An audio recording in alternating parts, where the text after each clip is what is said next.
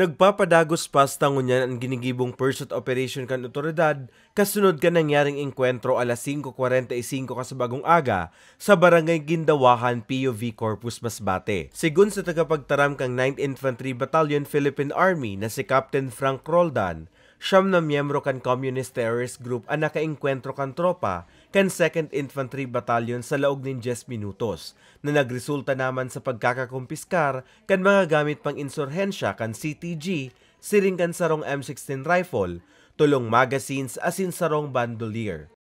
Effort natin na yun ay nagpo-push doon sa ating mga kalaban or yung mga adversaries natin na miyembro ng Communist Terrorist Group na mapunta doon sa lugar na hindi nila masyadong kontrolado or may mga naitanim na tayong mga informant. Kaya tayo nag-report yung civilian na merong presence doon ng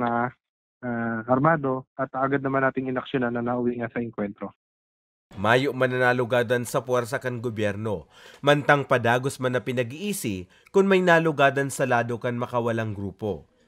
Kung 9th Infantry Division Philippine Army ay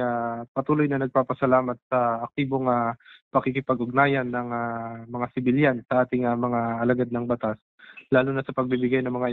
information patungkol sa kinaroroonan ng mga kalaban na kadalasang nauuwi nga sa engkwentro at na babanggangan natin yung kalaban. Magigirumduman, Agosto 19 ngunya na taon, kan may kaigwapa sa nanin engkwentro sa sitio Madaraga, Barangay Hagnaan sa Nasinto parehong probinsya, na nagresulta sa pagkagadan kan apat na rebelde kabali na ang leader kan kilusang larangan Guerrilla North Sub-Regional Committee na si Eddie Rosero alias Star, na pigtutok dong responsable sa panggagadan sa football player na si Kit Absalon asin pinsan kaining sinolvin kan Hunyo 6, 2021.